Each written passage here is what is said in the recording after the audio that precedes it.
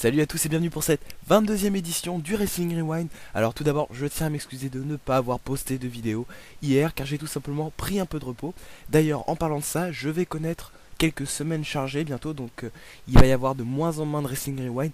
Mais pas de panique, vous aurez avec certitude au moins une vidéo tous les 2 jours. Des fois même une vidéo par jour. Cela me permettra notamment d'avoir plus de temps pour plancher sur une chronique, car à l'heure actuelle, des sujets à débattre manquent. Alors tout d'abord, avant de commencer à parler du sujet aujourd'hui, je voudrais remercier les gens du forum de Seven Note qui m'ont donné cette idée de chronique.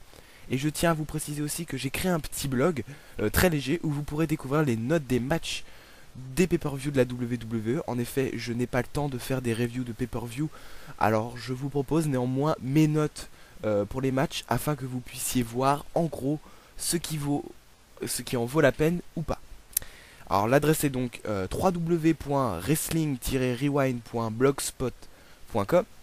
Voilà, la petite pub bien relou est passée. Je vais donc pouvoir attaquer le sujet du jour, qui est donc les divas de la WWE, un nouveau virage. Alors, pourquoi un nouveau virage? Alors je me base d'abord sur deux critères. Alors attention, je tiens à vous le dire tout de suite, je vais citer les spoilers du prochain SmackDown qui ne sera diffusé que vendredi aux États-Unis et dans une semaine pour la France. Je tiens à vous le préciser. Donc je parlais d'un nouveau virage pour les divas. Bon, j'ai peut-être exagéré en utilisant le mot virage, mais tout de même. À l'heure actuelle, une grosse storyline enfin potable se prépare pour les divas. Alors tout commença lors du dernier épisode de Monday Night Raw, lorsque Beth Phoenix, après avoir remporté une bataille royale désignant la future aspirante au titre des divas, passa à tabac la si jolie Kelly Kelly, actuelle championne des divas. Après ce petit passage à tabac, Beth Phoenix déclara, sans micro, à Kelly Kelly que ses jours en tant que championne étaient comptés. Jusque-là, rien de bien étrange, sauf que le Glamazon a précisé que ses jours de bimbo étaient comptés. Les fans ont donc pu voir une attitude réaliste de Beth Phoenix. Oui, réaliste, car la WWE, le roster des divas, c'est 95% de bimbo, siliconés, maquillés, en petite tenue pour chauffer le public masculin de la salle. Bref, tous sauf des catcheuses finalement, puisque lorsqu'on parle de vraies catcheuses, moi je pense à Lita, Chyna, Trish Stratus. Bon, c'est vrai, la dernière citée est une bombe aussi, mais elle avait un talent sur le ring, pas comme toutes ces bimbos à l'heure actuelle, et c'est peut-être ce que Beth Phoenix reproche à Kelly Kelly, tout comme Natalia, puisque cette dernière a rejoint le même avis que Beth Phoenix en passant, elle aussi à tabac, une autre bimbo de la WWE en la personne d'AJ. Bref, il semblerait qu'un début de clan anti-bimbo voit le jour. Et je vous le dis en mille, c'est une bonne chose. Tout d'abord, les divas, je dis bien toutes les divas, vont sûrement avoir un rôle à jouer. Bientôt, cela permettra donc plus de temps d'antenne pour les divas, et Dieu sait qu'elles en ont besoin à l'heure actuelle. De la crédibilité. Je n'ai jamais vu le roster des divas autant mis à mal par les bookers depuis ces dernières années. Des matchs d'à peine 5 minutes pendant les shows hebdomadaires tels que Raw et SmackDown, des matchs pour le titre des divas en pay-per-view à peine plus longs que ceux des shows hebdomadaires. De plus, les matchs sont de très mauvaise qualité, ça fait bien longtemps que je n'ai pas attribué un 3 étoiles sur 5 pour un match de divas, faut le faire quand même.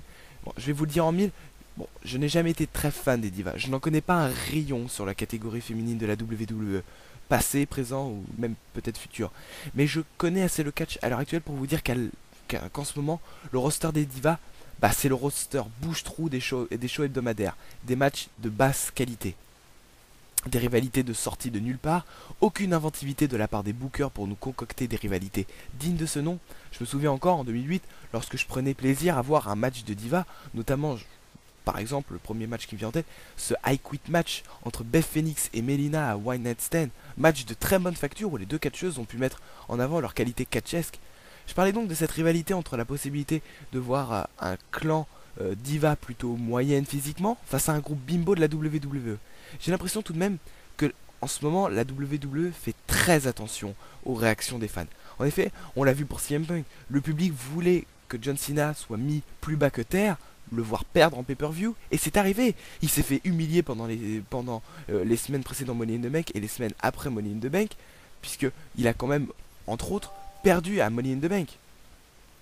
Donc il s'est fait humilier pendant les dernières semaines après avoir perdu le WWE Championship à Money in the Bank. Là encore, pour la fête des divas, c'est la même chose. Le public en a assez, tout comme moi, et j'espère comme vous, des lutteuses siliconées ressemblant à des mannequins et jouissant de temps d'antenne pour nous montrer un massacre catchesque. Gail Kim a d'ailleurs, selon les rumeurs, si vous suivez très bien l'actualité sur certains forums, quitté volontairement la bataille royale du dernier épisode de Raw celle pour déterminer l'aspirante numéro 1 au titre, volontairement pour faire comprendre à la WWE que cette dernière traite ces femmes talentueuses, je n'en doute pas, comme de simples poupées bouche-trous de Raw ou de SmackDown. Bref, j'ai retrouvé de l'intérêt pour la division des divas, car désormais avec ces storylines, j'ai la certitude que Beth Phoenix va remporter le titre à SummerSlam la semaine prochaine. Pourquoi ?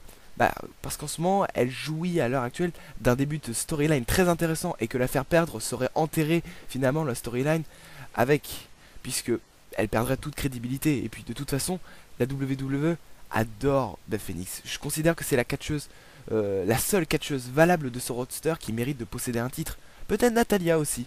Le reste, ça pue le mannequin plus que la vraie catcheuse finalement. En attendant, il sera intéressant de voir la réaction du public. Plus pour Beth Phoenix et Natalia.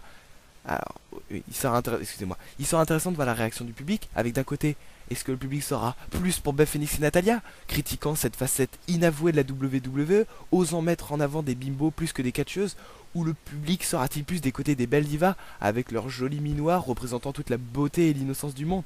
Là encore, on ne sait pas trop qui est le gentil, qui est le méchant dans l'histoire, comme pour la storyline entre CM Punk et John Cena d'ailleurs. Ça sent quand même le copier-coller. Mais c'est tant mieux, car je préfère un copier-coller d'une très bonne storyline pour les divas que des rivalités pitoyables inventées par des bookers en manque d'inspiration. Bref, la WWE m'a redonné goût, enfin, pour les divas, mais en tout cas pour l'instant.